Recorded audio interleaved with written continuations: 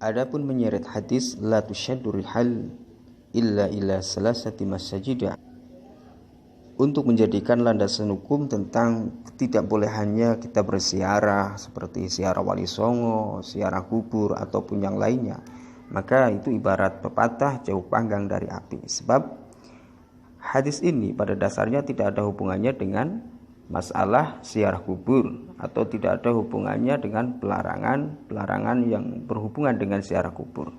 Sebab kalau kita lihat atau tinjau dari sudut linguistik atau sudut bahasa secara grammar Arabiah, seperti yang disampaikan oleh Sayyid Muhammad Al-Alawi, bahwa yukhti'u katsirun minan nas fi fahmi hadzal hadis. Beliau mengatakan bahwa banyak manusia yang tersalah pahamkan dari hadis ini, yaitu hadis la tusyaddu rihal. Sebab tatkala hadis ini diseret, diarahkan untuk menjadikan landasan terhadap ketidakbolehannya melakukan perjalanan untuk semisal berziarah ke tempat-tempat yang mulia, makam wali songo dan lain-lain sebagainya, maka tentunya hadis ini memiliki makna secara umum tidak diperbolehkan sama sekali melakukan semua perjalanan yang tercakup terkecuali dari hadis ini, seperti berdagang, menuntut ilmu, ataupun yang lain-lainnya, termasuk juga silaturahim. Sebab diperbolehkannya keluar atau melakukan perjalanan itu hanya pada 3 masjid yang telah disebutkan di dalam hadis. Tentunya makna hadis dan kandungannya itu tidak begitu. Maka jalan keluarnya adalah hadis ini harus diperinci dan juga didekati dengan linguistiknya atau secara sudut bahasanya. Beliau Sayyid Muhammad bin Alawi memaparkan bahwa al-hadis istamala ala dzikril mustasna wa laysa fihi dzikrul mustasna minhu. Hadis memuat terhadap mustasna dan tidak menyertakan mustasna minhunya. Maka hadis ini harus didekati secara tinjauan bahasa. Ada 3 opsi atau 3 pendekatan bagaimana hadis ini ditinjau dari sudut bahasa. Yang pertama,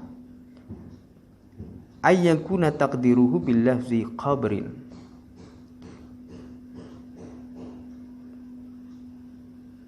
Maka fayakunul lafzul muqaddar la tushaddu ar-rihalu ila qabrin illa ila salasati masajida. Takdir dari mustasna minhu yang hilang adalah lafaz kubur, lafaz al-qabru, sehingga menjadi la tushaddu rihal ila qabrin illa ila salasati masajida. Namun takdir seperti ini tidaklah sesuai dengan konsep yang diusung oleh kandungan hadis tersebut. Yang kedua, ayakuna taqdirul mustasna minhu fil hadis bil lafzin amin wa huwa lafzu makan. Kalau seandainya opsi yang pertama tidak mungkin, maka opsi yang kedua adalah bahwa mustasna minhu itu sifatnya adalah umum, yaitu tempat apapun. Maka kemudian di sini menjangkau selain 3 masjid semuanya tidak diperbolehkan atau dilarang sesuai dengan cakupan hadis. Hal yang seperti ini pun juga batil, artinya tidak sesuai dengan ruh syariah, tidak sesuai dengan konsep dan pengertian hadis itu sendiri, serta berbenturan, tanakut atau kontradiktif sifatnya dengan nilai-nilai ataupun ajaran syariah yang lain. Kemudian yang ketiga adalah ayakuna taqdirul mustasna minhu fil hadis bil lafzi masjid, bahwa mustasna minhu itu menggunakan lafaz masjid, maka akan menjadi la tusyaddur rihal illa masjidin illa ila salasati masajida. Maka disinilah akan bisa diketahui bahwa hadis la tusyaddur rihal ini adalah mengecualikan kelompok masjid oleh dan dengan 3 masjid. Maka sudah sesuai dengan pengertian bahwasanya tidak diperbolehkan untuk melakukan perjalanan panjang dan mempersiapkan berbagai macam perbekalan demi untuk menuju selain 3 masjid yang sudah disebutkan di dalam hadis. Nah, apakah penalaran secara lughawi ini bisa dibenarkan dan juga sesuai dengan karakter hukum Islam? Bisa dibenarkan sebab hadis antara satu dengan yang lainnya itu saling menafsirkan, saling melengkapi, dan saling memperjelas. Ada hadis yang lain dari beliau Rasulullah Shallallahu Alaihi Wasallam bahwasanya beliau bersabda, la yambaghi lil muti ayyashudda rihalahu ila masjidin tubha fihi sholatu khairal masjidil haram wal masjidil aqsa wa masjidi. Tidaklah sebaiknya bagi seseorang yang melakukan perjalanan untuk mempersiapkan bekalnya menuju suatu masjid yang mana di situ dikehendaki untuk mengerjakan sholat kecuali 3 masjid, yaitu Masjidil Haram, Masjid Aqsa, dan masjidku ini.